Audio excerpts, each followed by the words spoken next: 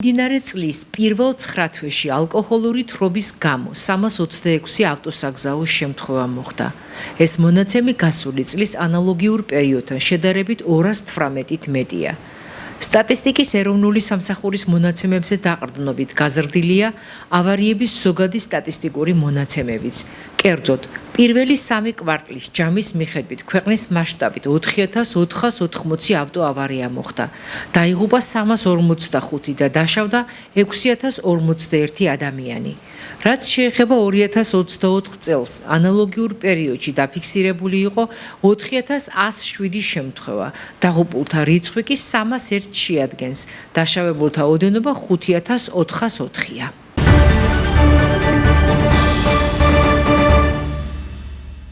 დღეს ორიონს ულამაზესი დღე აქვს.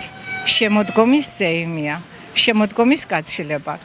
ჩართულები არიან აქტიურად ორიონის ყველა აღსასდელი, პედაგოგები, მშობლები. მინდა მიულოცო შემოდგომა ჩვენ საქართველოს. ვუსურო ყველა თითოეულ ქართველს ხვავი, ბარაკა, სიმშვიდე და სიყვარული. ამ დღესასწაულზე, ამ ზეიმზე ნათლად ჩანს თითოეული ბავშვის ჩართულობა და მშობლის ჩართულობა. ეს ერთგვარი შემაჯამებელი ზეიმია, რომელიც აჩვენებს თუ როგორ რა აქტივობებში არიან ჩართული ბავშვები, რა უნარებს უვითარებს ორიონი ბავშვებს, რამდენად მაღალ პროფესიული მასწავლებლები ყავთ და მშობლები აქტიურები, რომლებიც ერთობლივად ორიონთან ერთად, ორიონის ბავშვებთან ერთად, ორიონის პედაგოგებთან ერთად ჩართული არიან და ვიბრძვით, ვშრომობთ ერთი საერთო მიზნისკენ. მიზანი, რომელსაც ქვია ბავშვების ბედნიერება და კეთილდღეობა.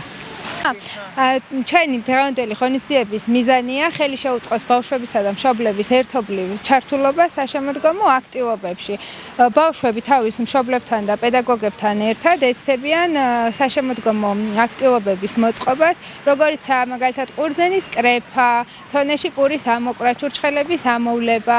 ყველაფერს ამას ფონად ექნება მუსიკალური გაფორმება, სიმხიარულე ცეკვა, თამაში და დადებითი განწყობა.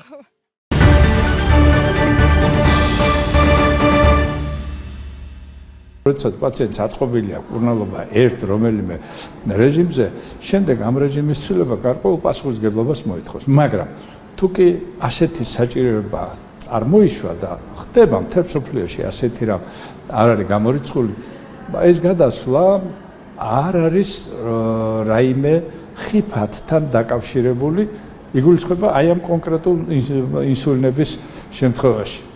სანოფის ინსულინი არის ძალიან მაღალი ხარისხის, როგორც გახანგრძლივებული, ისე ხანმოკლე მოქმედების, უпростоრად ზესწრაფი მოქმედების, ორივე ასეთი მექანიზმით ხასიათდება, სწრაფად მოქმედებენ და ძალიან კარგად შეიძლება აი ამ ცვლილება ყოველგვარი უთქინოლოდ ჩატარდეს. ცხადია, რომ ამ დროს ექიმის რეკომენდაციები ჭირდება ყველა კონკრეტულ პაციენტს, ინდივიდუალური მიდგომა უნდა. დღეს ჩატარდა მინისტრ შეხვედრა, სადაც ასევე იმყოფებოდნენ მშობლები და ენდოკრინოლოგები, როგორც დიდები, ასევე ბავშვთა ენდოკრინოლოგები. გამომუშავდა გეგმა, როგორ უნდა გაუმკლავდეთ ამ დეფიციტს, როგორ საჭიროების შემთხვევაში პაციენტები გადავიყვანოთ ერთი ინსულინიდან მეორე ინსულინზე, იმისათვის, რომ რა თქმა უნდა, მათი ჯანმრთელობა და მათი ცხოვრების ხარისხი იყოს შენარჩუნებული და ყველაფერი რომ კარგად გქონდეთ პაციენტებს. ინსულინი ხანმოკლე მოქმედების, რომელსაც უშვებს ფირმა Novo Nordisk, დეფიციტი გახდა მთელ მსოფლიოში. ამ გაზრდილ მოთხოვნილებასთან ერთად. და ამიტომ საქართველოს მათ ვერ მოაწოდეს იმ რაოდენობით ინსულინი, რომელიც დროულად იყო გამოწერილი საქართველოს ჯანდაცვის სამინისტროს მიერ. ამის ჩანაცვლება შეიძლება, რაღაც პატარა ნიუანსები არის, რაღაც გარკვეული ინსულინის პომპებში შეიძლება არ იქნას გამოყენებული, გარკვეულში შეიძლება გამოყენებული იქნას. ჩვენი მოზარდი პაციენტები 18 წლის ზევით თითქმის ყველა იკეთებს რასაკვირველი აპიდრას, ხანმოკლე ინსულინს, რომელსაც აწარმოებს ფრანგული ფირმა Sanofi, ძალიან დიდი ფირმა, საფრანგეთში პირველი ნომერი ფირმა. შეხვედრა იყო ძალიან კარგი საქმიანი შეხვედრა იყო.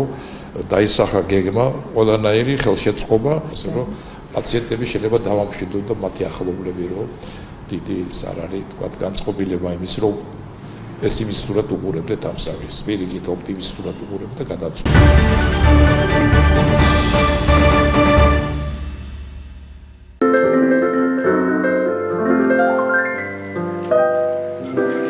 Some folks like to get away. თვის მინდოდა რეგიონებში ახალგაზრდებთან შეხვედრა, იმიტომ რომ ჯაზი არის საკმაოდ რთული არტ ფორმა. დღეს საყოველთაო გაჯეტიზაციის პირობებში ახალგაზრდები შეიძლება სხვა მუსიკას უსმენდნენ. ამიტომ მე გადავწყვიტე რომ დამეინტერესებინა ახალგაზრდები, უბრალოდ კაუჭი გამომედო და თუ დამსწრე ახალგაზრდებიდან 2 ან 3 ადამიანი მაინც დაინტერესდება ამ ულამაზესი არტ ფორმით, ჩემთვის უკვე მიღწევა ეს პროექტი არის ამ პროექტს ქვია შემოქმედებითი აქცენტები და ხორციელდება სააგენტოს შემოქმედებითი საქართველოს მხარდაჭერით, ეს არის კულტურის სამინისტრო დაიწერა პროექტი და კულტურის სამინისტრო კერძოდ კი სააგენტო შემოქმედებითი საქართველოს დაგვიდგა გვერდზე და დღეს ვართ აქ რამდენიმე ქალაქში მქონდა არაჩვეულებრივი შეხვედრები, მე ამას მასტერკლასს არ ვეძახი, მე ამას შეხვედრას ვეძახი, იმიტომ რომ ეს არის უბრალოდ საწყისი ეტაპი იმისთვის, რომ ადამიანი დაინტერესდეს და შეიძლება სახლში მისვლისას სწორედ ის ორიგინალი მოისმინოს, რომელზედაც მე მექნება საუბარი. ასე რომ ეს არის ყველაზე მნიშვნელოვანი, რომ ერთ დღეში რა თქმა უნდა აქ ვერ ამეცადინებ და ვერ გაზრდი ადამიანს. მაგრამ ყოველ შემთხვევაში დაინტერესება შესაძლებელია, ასე რომ დიდი იმედი მაქვს, რომ ეს შეხვედრა იმუშავებს და ბავშვებს მოსწავლე ახალგაზრდობაში გავაჩენთ აი სწორედ ამ რთული არტ ფორმის მიმართ ინტერესს. ძალიან მიყვარს ჯაზი, ეს არის ცალკე ფენომენი მუსიკის და ძალიან მნიშვნელოვანია მისი პოპულარიზაცია, მიუხედავად იმისა, რომ არაკლია. ძალიან ბედნიერი ვარ, რადგან ზესტაფონელ მსმენელს აქვს იმის საშუალება, რომ ასეთი ტიპის ღონისძიება უმასპინძლოს ზესტაფონმა და ასეთ ადამიანს, მაია ბარათაშვილს და არ ვართ განებირებული ასეთი ღონისძიებებით ხშირად და ძალიან კარგი და სასიხარულოა დღეს ამ ღონისძიების ჩატარება ზესტაფონში. მინდა ვთქვა, რომ საინტერესოდ ვფიქრობ წარიმართება დღევანდელი ღონისძიება. უფრო კლასიკური მუსიკით ვართ განებივრებული ზესტაფონელის მსმენელი და ეს ჯაზის პოპულარიზაცია საკმაოდ მნიშვნელოვანი, საინტერესო და ბავშვებისთვის უფრო ბევრის მომცემი იქნება. ძალიან კარგი პროექტია.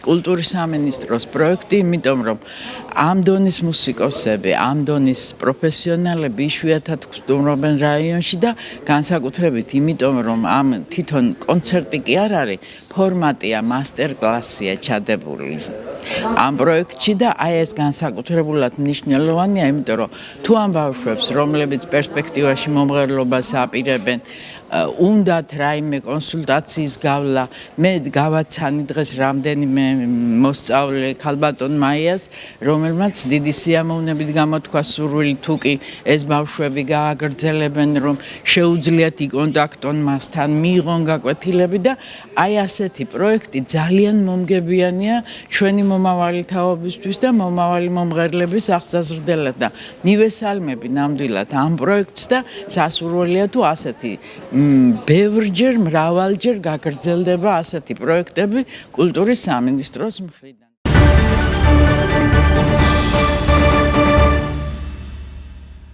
ბასასთასის ზესტაფონელი პრიზიორები ნინო ცერცვაძე, ელენე ეჯიბაძე და ქეთი მაღლაკელიძე გოგონების სპორტული სკოლის ფარიკაობის სექციიდან 12 წლამდე ქალთა კატეგორიის გამარჯვებულები არიან.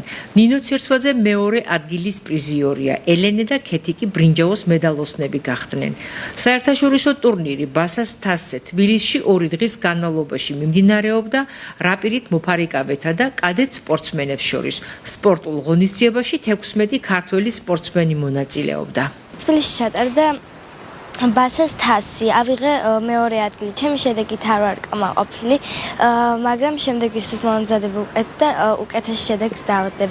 მადლობა ჩემს მწვრთნელებს, ნანამასწავლებელს. მე უკვე მეოთხე წელია ვარ, რაც დავდივარ ფარიკაობაზე. შედეგები პირველი ადგილებიც მაქვს, მესამეც და მეორეც.